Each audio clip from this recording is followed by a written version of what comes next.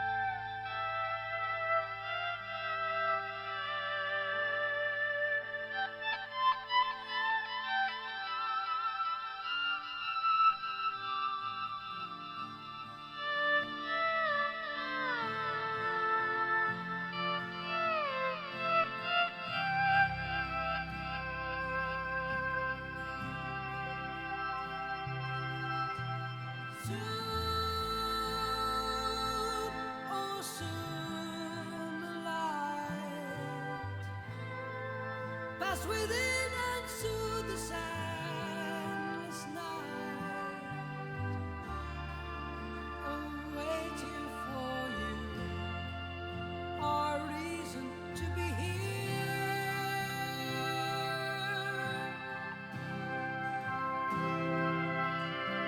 Soon,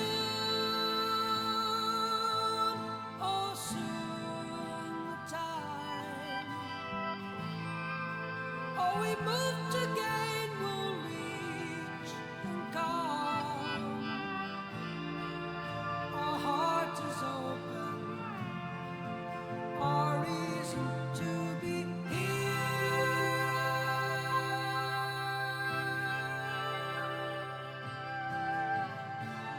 Long ago, set it to right.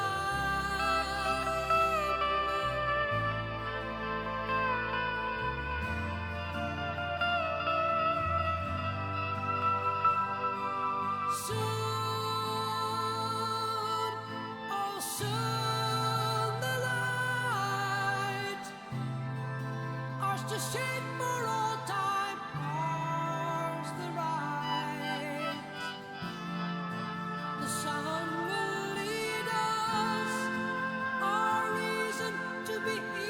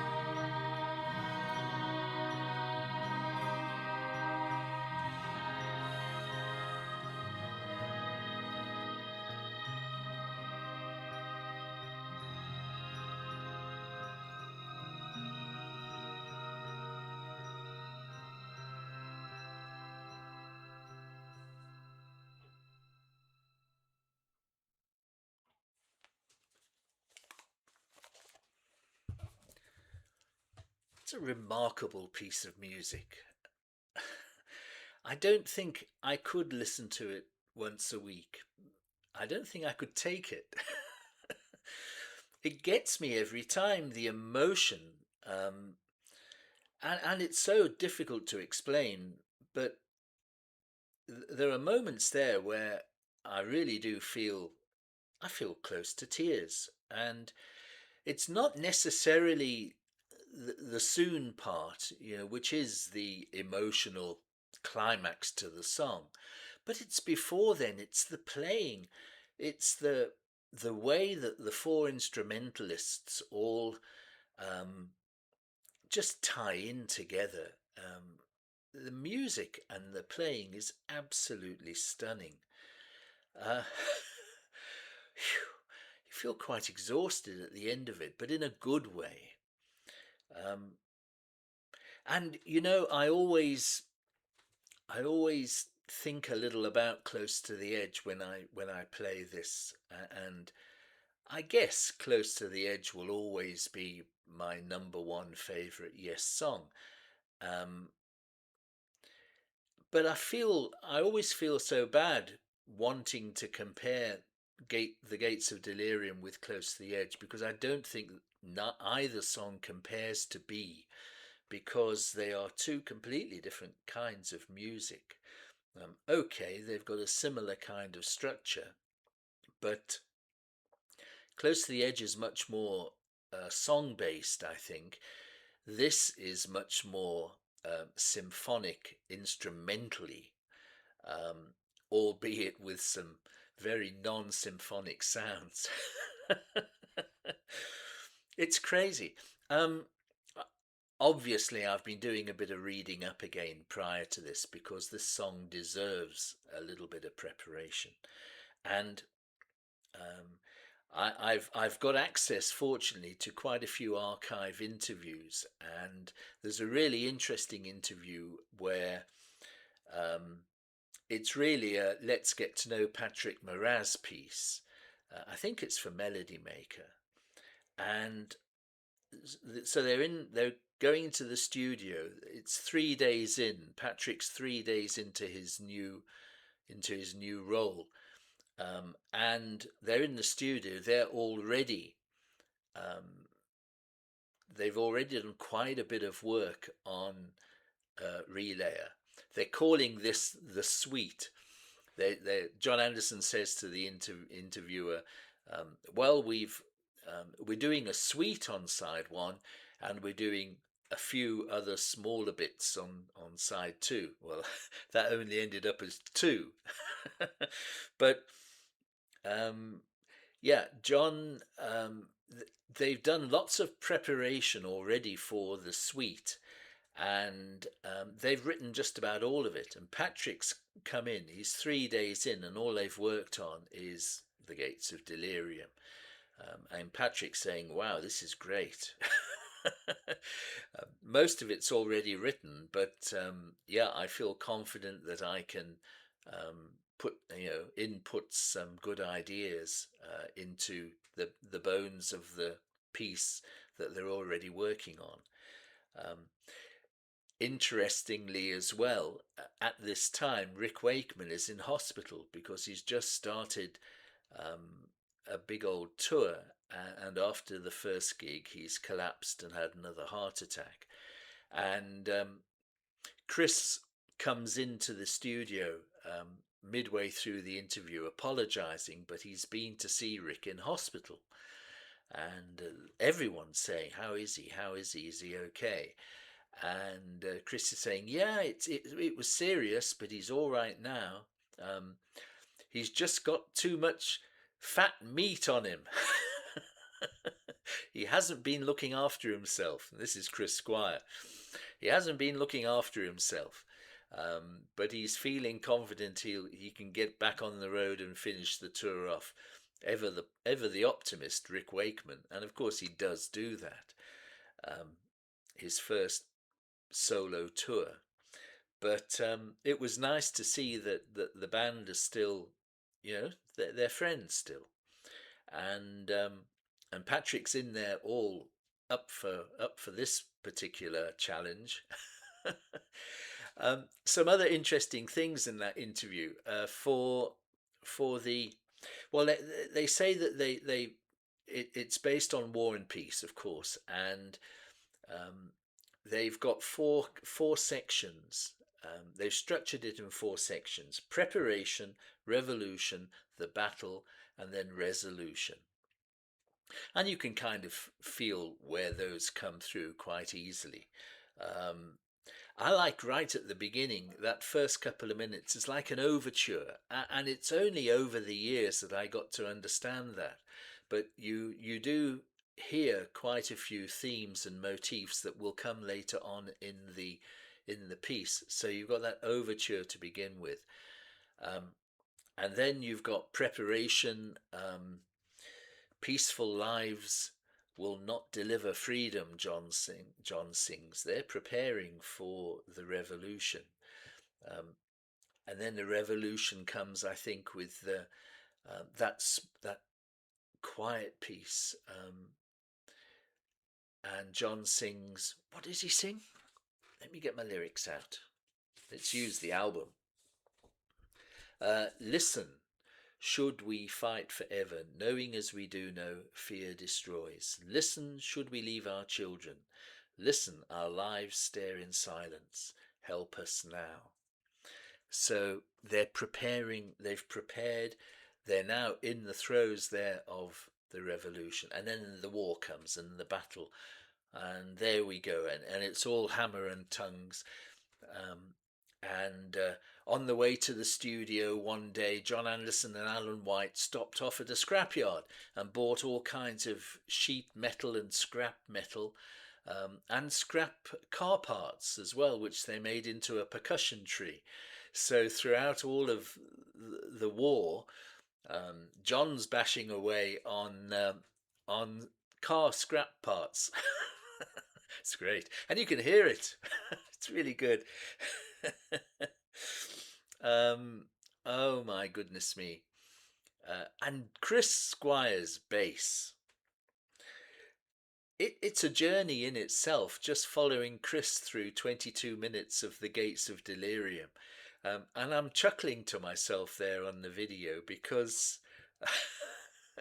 where he gets to, it's remarkable. And it's one of the most amazing pieces of bass guitar playing I've ever heard in my life. But yeah, Steve has a ball. Steve has an absolute ball. He's over everything, isn't he? He's playing all kinds of guitars. At the end, of course, it's that pedal steel that kind of tugs at your heartstrings. And the key changes. Gosh, talk about emotional. Amazing. Absolutely amazing. I got to see them perform this completion on their outdoor gig at Loftus Road at the Queen's Park Rangers football ground in the summer of '75. I had quite a good seat actually. I wasn't on the field, I was actually in the grandstand to one side, but quite close to the stage. So I actually had a really good view, and what a gig that was. The only other band I can remember playing there was a band called Ace, which I think, yeah, Paul Carrick was in Ace at the time. They had a big hit with How Long. I don't remember much else about the gig, I must admit. This was the summer of '75, but I do remember the Gates of Delirium. There's also a nice article that I read up on, apparently overlooking. There are lots of tower blocks, blocks of flats overlooking Loftus Road, and apparently on the balcony of one of those at the top of the office block was Paul Cook and Steve Jones, later to be drummer and guitarist of the Sex Pistols. And when the person interviewing them, this was a year or so later on, when the Sex Pistols were becoming a big thing, they said, "Well, what did you think of these bloated dinosaurs playing 22-minute songs on the local football stadium?" And they shrugged their shoulders and said, "Well, actually, they were pretty good." So there you go.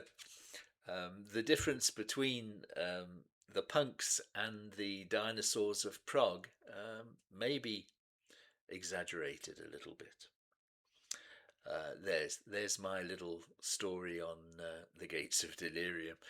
Sorry, I've gone on a bit, but you've got to talk about this magnificent piece of music, haven't you?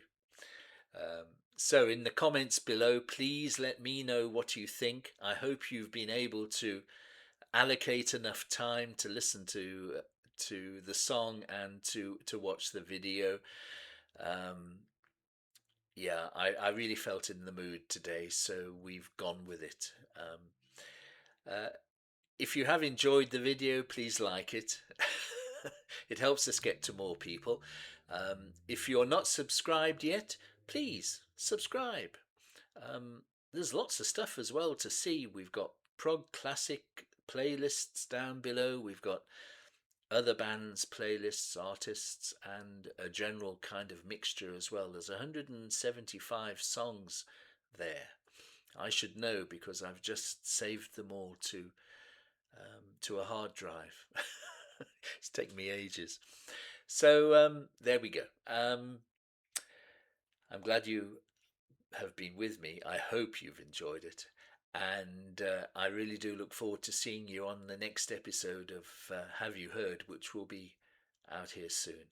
But until then, cheers, everybody.